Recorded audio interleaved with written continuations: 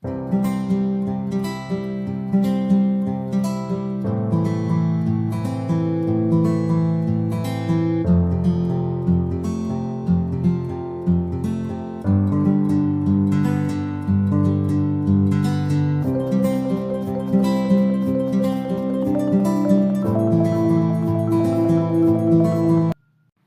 అండి, అందరికీ నమస్తే అండి.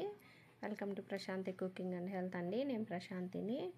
ఈరోజు వీడియోలో ఈ శ్రావణ మాసంలో తక్కువ టైంలో ఈజీగా రుచిగా తయారు చేసుకునే 3 రకాల ప్రసాదాలు చూపిస్తానండి. మరి వీడియో చేసి చూపించే ముందుగా ఫస్ట్ టైం కొత్త వాళ్ళు వీడియో చూస్తుంటే మా ఛానల్ని సబ్స్క్రైబ్ చేసుకోండి. వీడియో నచ్చితే లైక్ చేయండి. మరి వీడియోలోకి వెళ్ళిపోదాము.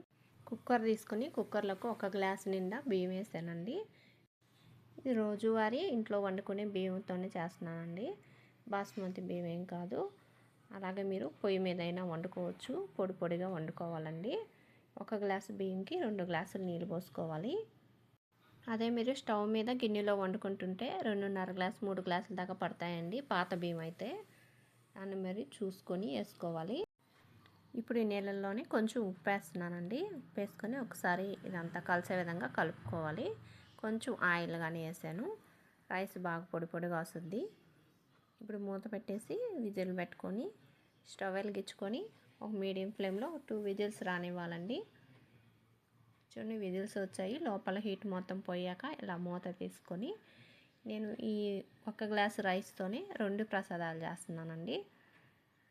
పులిహారకి ఇదంతా ఆరబెట్టుకుంటున్నాను.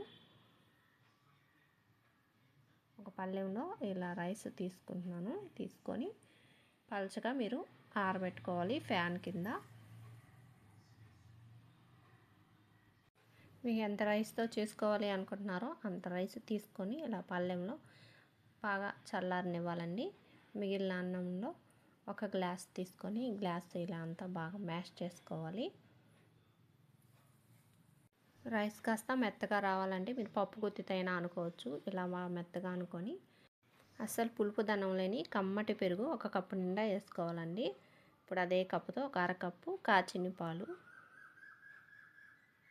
ఇలా వేసుకొని ఈ 2 ఇలాగా రైస్లో బాగా కలిసే విధంగా ఇలా కలుపుకోవాలి. మనం ముందే ఉప్పు వేస్తున్నాం కాబట్టి అన్నం వండుకునేటప్పుడు మళ్ళీ చూసుకొని కలుపుకోవచ్చండి. ఇదంతా రైస్లో ఇలా బాగా కలుపుకోవాలి, ఎక్కడ గడ్డలు లేకుండా. ఇలా బాగా కలిపేసుకొని దానిమ్మ గింజలండి ఒక సగం కప్పు తీసుకుంటున్నాను. ఇలా మనం దద్దోజనంలో వేసుకుంటే మధ్య మధ్యలో తీయగా పుల్లగా తింటుంటే చాలా రుచిగా ఉంటుందండి. దద్దోజనం ఆరోగ్యానికి కానీ చాలా మంచిది. ఇలా అంతా బాగా కలిపేసుకోవాలి. మీకు కాస్త కానీ కొంచెం కావాలి అనుకుంటే వేసుకోవచ్చండి. ఇలా కలిపేసుకొని పక్కన పెట్టుకోండి రైస్ని. చూడండి, నిమ్మపండు అండి. మనం ఆరబెట్టుకున్న రైస్లోకి ఈ ఒక్క నిమ్మపండు సరిపోతుంది. కాస్త గట్టిగా ఉంది. మనకి చేతిలో ఇలా అనుకుంటే ఇలా మెత్తబడద్దండి. జ్యూస్ కానీ ఎక్కువ వస్తుంది.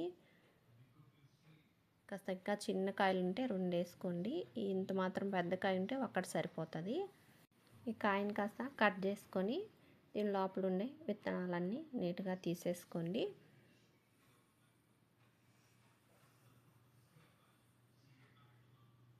చూడండి, విత్తనాలన్నీ ఈ విధంగా తీసేసుకొని ఇప్పుడు బాగా చల్లారిన ఈ రైస్లోకి నిమ్మరసం అంతా నీట్గా పిండేసుకోవాలండి. ఇలా 2 దెబ్బలు పిండేసుకొని కొంచెం ఆయిల్ వేసుకోవాలి. ఇప్పుడు ఈ రైస్కి పట్టే విధంగా ఇలా అంతా బాగా కలిపేసుకోవాలండి. ఇలా కలిపేసుకొని పక్కన పెట్టుకొని ఇప్పుడు స్టవ్ వెలిగించుకొని కడాయి పెట్టుకొని ఒక 2 టేబుల్ స్పూన్ ఆయిల్ వేసుకోవాలండి. ఆయిల్ వేసుకొని ఒక 60 గ్రామ్స్ పల్లీలండి. ఇవంతా కాస్త చిన్న మంట మీద లోపల కల్లా పప్పు బాగా వేగేంతసేపు బాగా వేగి చిట్లొత్తాయి కదండి పప్పు, అప్పటి వరకు బాగా వేపుకోండి. అలాగే ఉప్పు మిరపకాయలండి, ఊర మిరపకాయలు అంటారు కదా. పులిహోరలో కానీ దద్దోజనం కానీ ఉప్పు మిరపకాయలు మా ఇంట్లో తింటారండి. మీ దగ్గర కానీ ఉంటే వేసుకోండి. తినేటప్పుడు పులిహోరలో కానీ నంచుకొని తింటే చాలా బాగుంటాయి. ఇష్టం లేని వాళ్ళు స్కిప్ చేసుకోవచ్చు. ఈ 2 బాగా వేగేంతసేపు ఇలా ఆయిల్లో వేపుకోవాలి. చూడండి ఇవి బాగా వేగిపోయాయి. ఇప్పుడు ఒక గిన్నెలోకి తీసేసుకుంటున్నాను. ఇప్పుడు ఇదే కడాయిలోకి ఇంకొంచెం ఆయిల్ వేసానండి. అంటే ఒక 2 స్పూన్లు అలా ఉంటుంది. వేసుకొని ఒక పావు స్పూన్ ఆవాలు, ఒక హాఫ్ టీ స్పూన్ జీలకర్ర, ఒక స్పూన్ మినపప్పు, ఒక స్పూన్ శనగపప్పు, 2 పచ్చిమిరపకాయలు ఇలా పొడవు ముక్కలు, 2 రెమ్మల కరివేపాకు వేసుకొని పోపు అంతా కాస్త దోరగా వేపుకోవాలండి. ఇలా వేగేటప్పుడు ఒక 2-3 చిటికెళ్ళు ఇంగ వేసుకోవాలండి. ఈ ఇంగువను కానీ ఇలా బాగా వేపుకోవాలి. మంచి కమ్మటి వాసన వస్తుంది ఇంగువ పడగానే. ఒక ఎండుమిరపకాయ ఇలా తుంచేసుకోవాలి. పసుపు అండి ఒక హాఫ్ టీ స్పూన్ వేసుకోవాలి. మనం రైస్లో వేయలేదు కాబట్టి ఇప్పుడు వేసుకుంటే బాగుంటుంది. అలాగే సాల్ట్ కానీ కొంచెం వేసానండి. రైస్లో ఇంకాస్త సాల్ట్ పడుద్ది. ఇదంతా ఇలా బాగా వేపుకోవాలి. ఇప్పుడు ముందుగా మనం ఆరబెట్టుకుని లెమన్ పిండుకున్న ఈ రైస్ అంతా వేసుకోవాలి. ఇలా వేసుకొని ఇది మనం పోపు అంతా ఈ రైస్ బాగా పట్టే విధంగా కలుపుకోవాలండి. ముందుగా ఫ్రై చేసి పెట్టుకున్న ఈ పల్లీలు, ఈ ఉప్పుకాయలు ఇవన్నీ కానీ వేసేసుకోవాలి. వేసుకొని ఇవన్నీ బాగా కలిసే విధంగా కలుపుకోవాలండి. చూడండి ఇలా చక్కగా బాగా కలుపుకోవాలి. ఇలా అంతా బాగా కలిపేసుకొని కొంచెం కొత్తిమీర ఆకు వేసుకోండి. అంతేనండి, నిమ్మకాయ పులిహోర చాలా ఈజీగా త్వరగా చేసేసుకున్నాం కదా. ఇలా చేసుకొని దేవుడు పెట్టుకొని పూజ చేసుకోవటమేనండి. అలాగే చూడండి ఇప్పుడు దద్దోజనంకి పోపు పెట్టుకుందాము. స్టవ్ వెలిగించుకొని ఒక చిన్న కడాయి పెట్టుకొని నేను నెయ్యితో పోపు పెడుతున్నానండి. దద్దోజనంకి నెయ్యితో చేసుకుంటే చాలా రుచిగా ఉంటుంది. మీరు వద్దనుకుంటే ఆయిల్తో అయినా చేసుకోవచ్చు.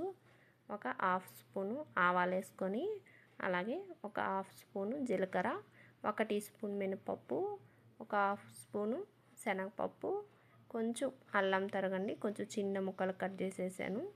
అలాగే 2 పచ్చిమిరపకాయలు కాస్త ఇలా కొంచెం పెద్ద ముక్కలుగా కట్ చేసుకొని, ఒక 2 రెమ్మల కరివేపాకు వేసుకోవాలి. ఇదంతా కాస్త దోరగా వేపుకోండి.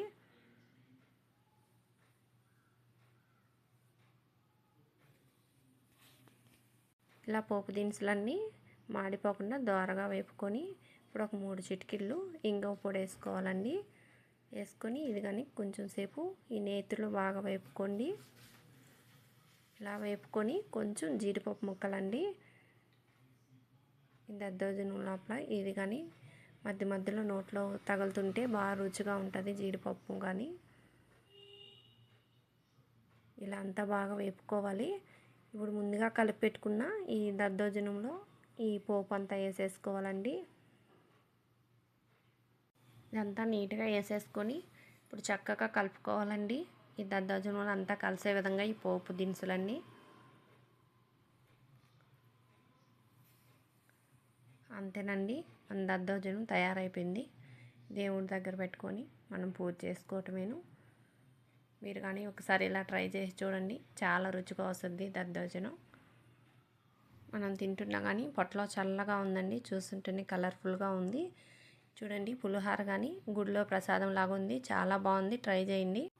మరి 3వ ప్రసాదం సేమియా పాయసం తయారు చేసుకుందామండి. స్టవ్ వెలిగించుకొని కడాయి పెట్టుకొని ఒక 2 టేబుల్ స్పూన్లు నెయ్యిని వేసుకోవాలి. అలాగే కొంచెం జీడిపప్పు ముక్కలు, బాదం పప్పు ముక్కలు వేసుకొని కొంచెం దోరగా వేపుకోవాలండి. లైట్ బ్రౌన్ కలర్ వచ్చేసేపు ఇలా వేపుకొని ఒక గిన్నెలోకి తీసేసుకోవాలి. ఇప్పుడు ఇదే నేతిలోకి ఒక కప్పు నిండా సేమియా అండి. ఇది పచ్చి సేమియా అండి, వేపింది కాదు. వేపింది అయితే మీరేం ఫ్రై చేసుకోవట్లేదు. చూడండి ఇదంతా బాగా దోరగా వేపుకోవాలి. చూడండి సేమియా ఇలా వేగాలండి. లైట్ బ్రౌన్ కలర్ వచ్చింది కదా. ఇప్పుడు సిమ్లో పెట్టుకొని వెంటనే తీసేసుకోవాలి ప్లేట్లోకి.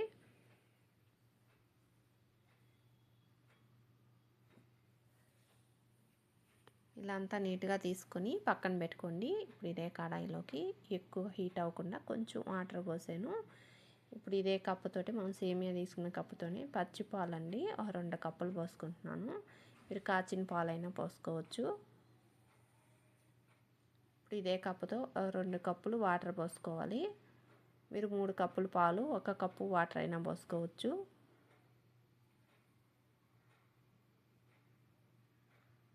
ఇప్పుడు ఈ పాలు మరగనివ్వాలండి.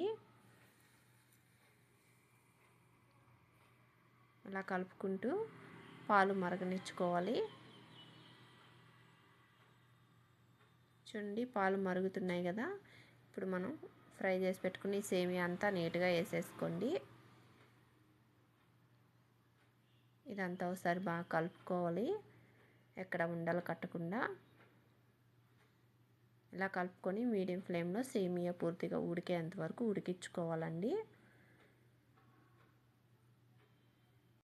సేమియా కాసేపు బాగా ఉడికిన తర్వాత ఇప్పుడు పంచదార వేసుకోవాలండి. మీకు స్వీట్కి తగినట్టు మీరు ఎంత తినగలరో అంత వేసుకోండి. నేను మాత్రం ఒక హాఫ్ కప్పు పైన ఇంకో టేబుల్ స్పూన్ అలాగే వేసుకున్నానండి.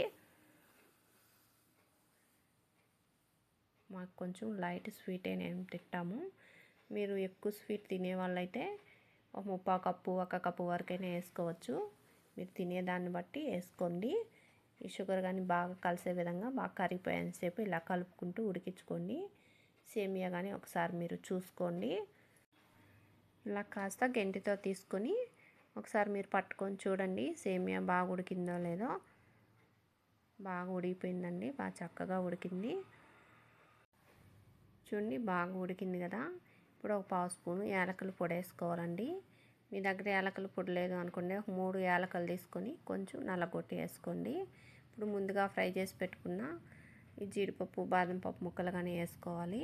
ఇప్పుడు ఇవన్నీ ఇలా బాగా కలిపేసుకోవాలండి. ఇప్పుడు వెంటనే స్టవ్ ఆఫ్ చేసేసాను.